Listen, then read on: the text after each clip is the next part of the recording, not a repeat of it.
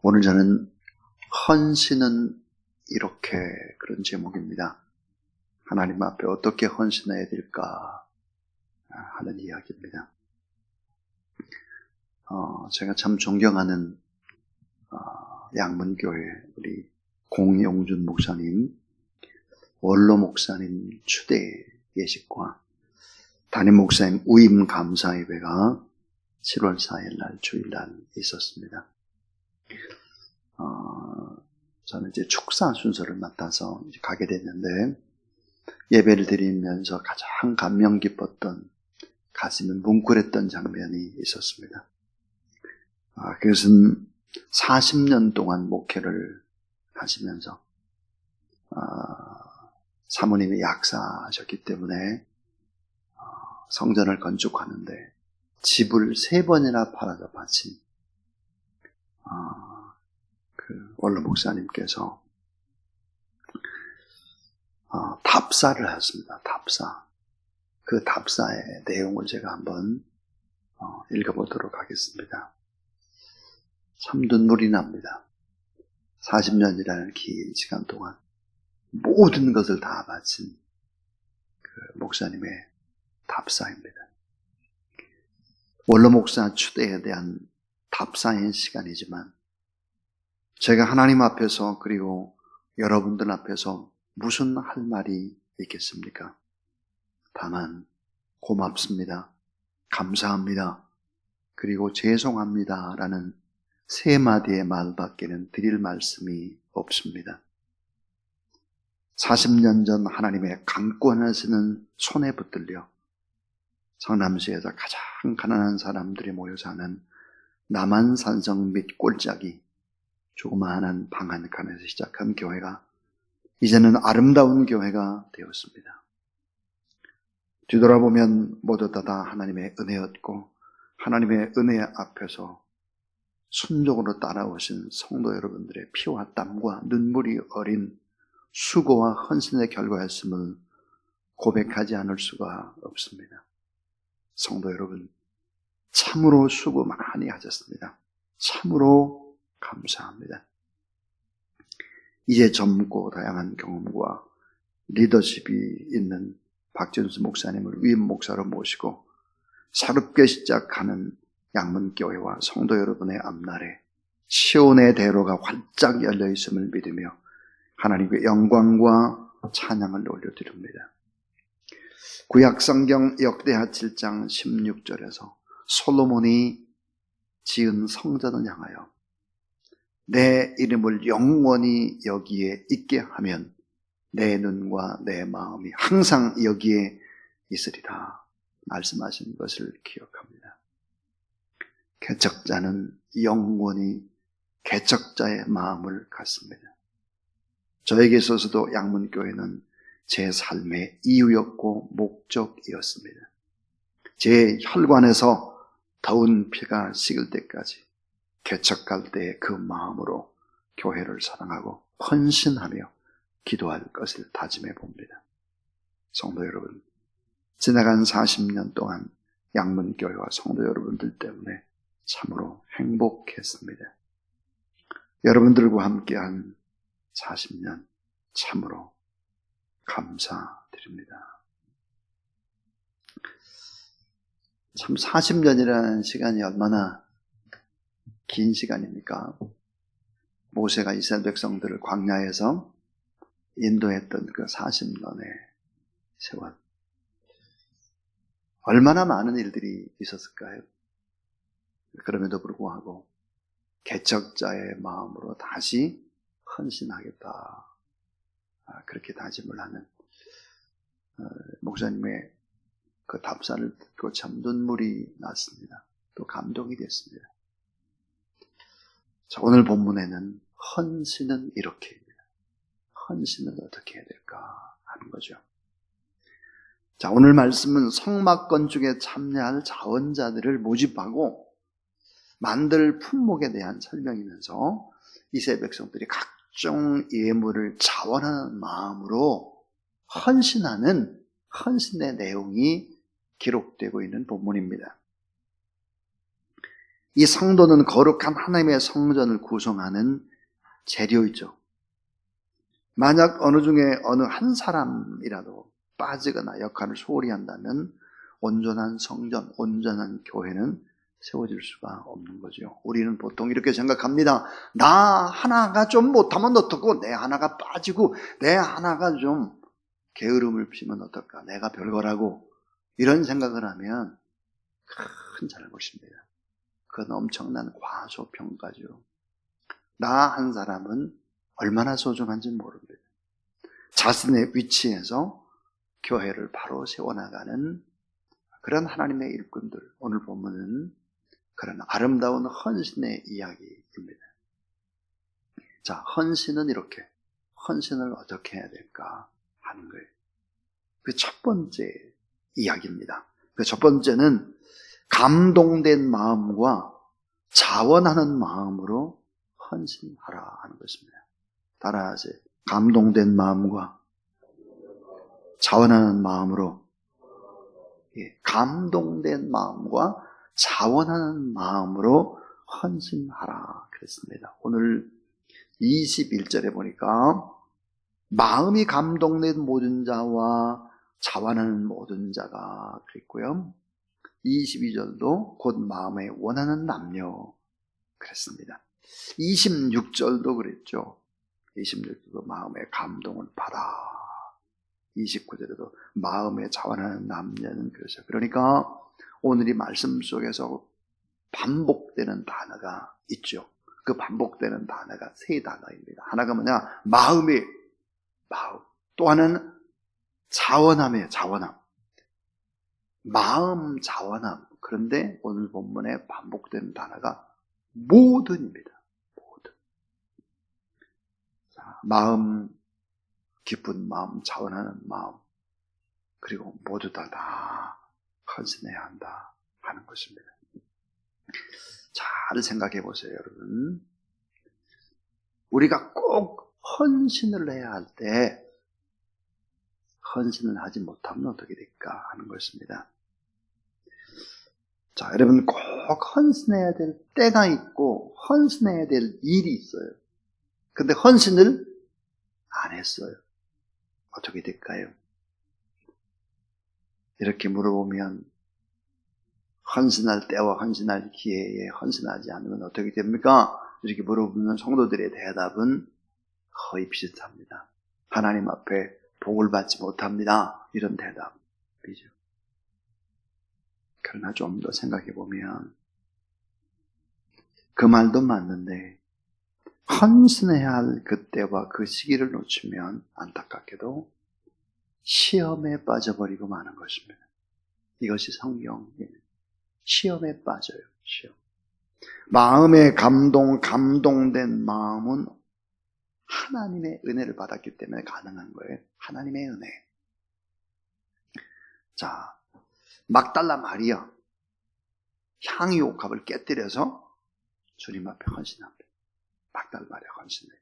근데 그것을 보고 비웃죠. 가롯 유다가 비웃습니다. 저걸 팔아서 가난한 사람들에게 주면 좋을 텐데 저거 300데나리온에 나가는데 왜 저걸 낭비를 하나? 헌신해야 될 때 헌신하자면 어떻게 될까요? 시험에 들어요. 시험. 그래서 우리가 오늘 이 본문 속에서 강조하는 것이 뭘까요? 모든입니다. 모든. 주의 일을 할 때는 누구 하나 소홀함이 없이 다 같이 힘을 모아서 헌신할 때는 다 헌신해야지. 헌신을 하지 못하면 시험에 빠지게 된다. 이게 바로 성경입니다. 성경.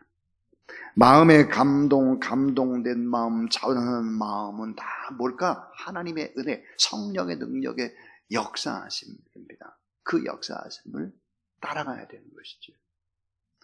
오늘은 성막의 자료를 바칠 때 모든 성도, 남녀노소 누구나 다 함께 각자 맞는 소중한 것으로 빈부귀천이 없이 다 참여했다라고 얘기를 하고 있습니다.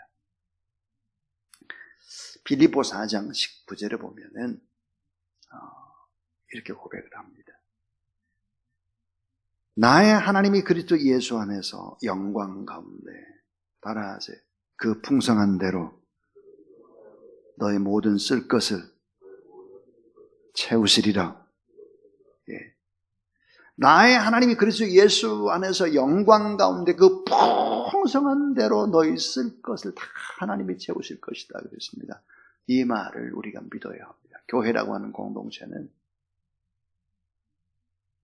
내가 하지 않아도 그 누군가는 그 역할을 대신합니다. 그런데 모두 다 힘을 모아서 함께 원팀으로 가는 것이 대단히 중요하죠. 이렇게 감동된 마음과 자원하는 마음으로 헌신하라 하는 것입니다. 물질로 헌신하라. 두 번째입니다. 두 번째는 물질만이 아니라 재능을 들여서 헌신하라. 재능입니다. 재능. 저렇게 35장 10절에 보니까 물은 너희 중에 마음이 지혜로운 자는 와서 여호와의 명하신 것을 다 만들라 그랬습니다. 만들라. 다양한 분야의 사람들이 성막의 재료를 가지고 옵니다. 그런데 보니까 물질도 필요하지만 꼭 필요한 것이 뭘까? 재능입니다. 재능. 자, 이 재능을 가진 사람들은 그 재능을 가지고 뭐를 만드는데 바로 쓰라 하는 거죠. 자, 오늘 본문에 보니까 마음이 설교를 놓이는 각종 시를 만들어 왔다. 모든 족장들은 비싼 재료를 가지고 왔다. 금송아지를 만들 사람들은 회개하고 성전의 기구들을 금은으로 세공하는 작업을 하는 것입니다. 우리가 하나님 앞에 받은 달란트, 은사가 다 다르죠. 5달란트 받기도 하고 또 2달란트 받기도 하고 1달란트 받기도 하고 다 그러는데요. 1달란트 받은 자에게 이렇게 얘기를 합니다. 게으르고 무익한 종아, 책망을 합니다. 근데 그 1달란트까지 다 뺏어가지고 10달란트 받은 자에게 주는 거예요. 이게 뭘까 하는 것입니다. 마땅히 헌신해야 되되 자기의 재능을 썩히잖아요. 주님을 위해서 헌신되고 주님 앞에 부름받았으니까 사명 따라 일을 해야 되는데 그런 일들을 제대로 하지 않을 때 하나님 앞에서 책망을 받게 될 것이다. 결국은 하나님 나라에서 추방이 된다는 거예요. 그래서 재능을 들여서 헌신하라 하는 것입니다. 여러분, 저희 교회라는 공동체를 봅니다. 이 교회는 지하 1층에서부터 지상 5층까지가 있고 1층, 4층에는 사람들이 계속 왔다 갔다 하는 그런 건물입니다. 얼마나 많은 사람이 농협에 왔다가 또 왔다 갔다 하고 그렇게 합니까? 이 건물이 또 이 성전이 깨끗하게 유지되고 이렇게 할 때 상상을 한번 해보죠. 얼마나 많은 사람들의 손길이 오늘 또 필요할까 하는 거죠. 각자 가지고 있는 재능을 가지고 보이지 않는 자리에서 너무나 아름답게 헌신을 합니다. 새벽기도 끝나게 되면 5층에서부터 지하에까지 다 또 화장실 모든 부분들을 다 점검하고 돌아보는 사람이 없다면 어찌 될까요? 제가 누구라고 일일이 열거하지 않아도 여러분 잘 알 것입니다. 각자의 위치에서 꼭 해야 될 일들을 다 아름답게 헌신하는 이 모습들. 또 방송실, 찬양팀, 교사, 교구장, 또 이렇게 새벽에 나와서 예배드리는 분들, 쓸고 닦는 분들, 얼마나 헌신된 사람들이 많습니까? 재능을 들여서 헌신하라 하는 것입니다. 근데 마지막 제일 중요한 세 번째 이야기, 그것은 뭘까? 직분자들은 더 헌신하라. 본을 보여라 하는 것입니다. 직분자들은 더 헌신하고 성도들께 본이 되어야 한다 하는 이야기입니다. 자, 27절부터 28절을 보게 되면 27절에 모든 족장은 호마노와 및 에봇과 흉패에 물릴 보석을 가져왔으며, 보석을 가져왔어요. 등불과 관유와 분향할 향에 소용되는 기름과 향품을 가져왔으니 전부 다 뭐죠? 비싼 거예요. 전부 다 비싼 거예요. 모든 족장은 일반 백성들보다 훨씬 더 값진 물건을 하나님 앞에 바쳤음을 성경은 증거합니다. 직분을 받은 자가 본을 보이지 않으면 안 된다. 헌신할 때 먼저 앞장을 서라 하는 것입니다. 데살로니가 후서 3장 9절 오직 스스로 따라하세요. 너희에게 본을 주어 우리를 본받게 하려 함이니라. 예.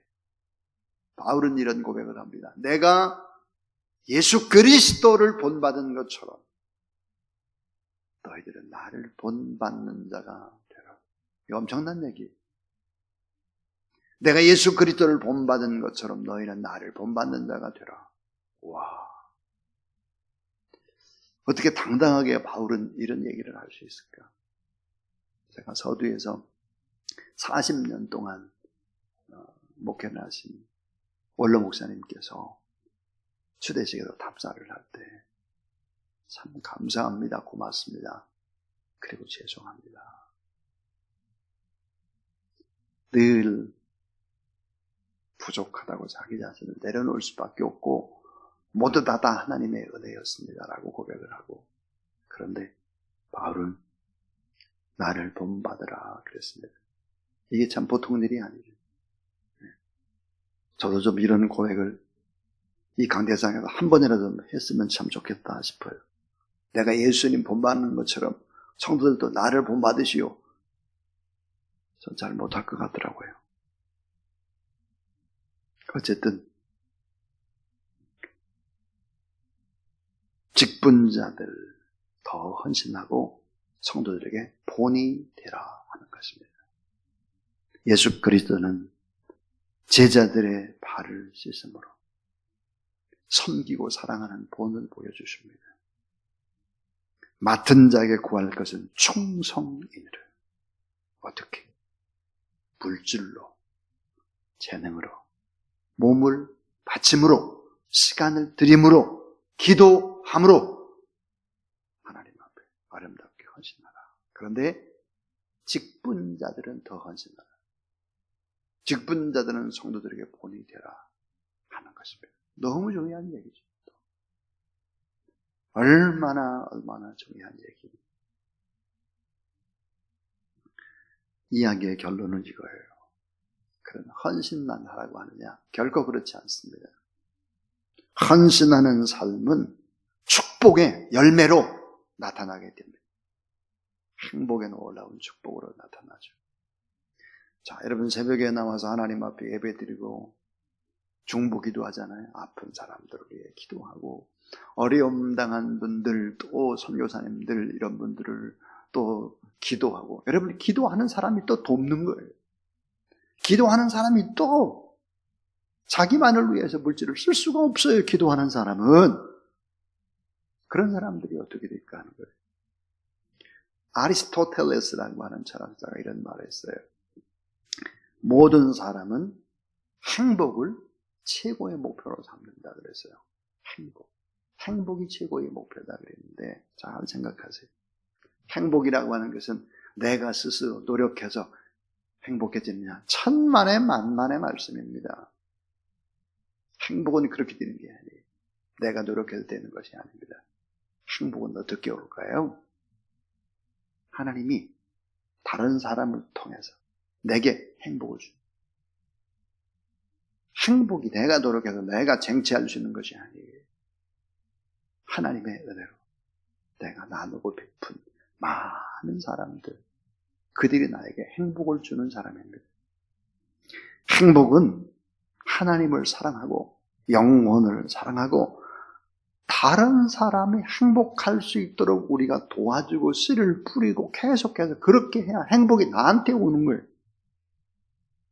다른 사람이 잘 되도록 내가 힘쓰고 했을 때 덤으로 하나님이 나에게 주는 것이 행복이다 하는 거예요.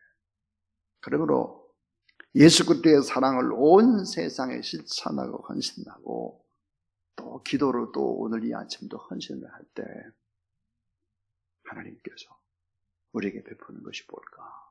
그 진정한 행복이죠.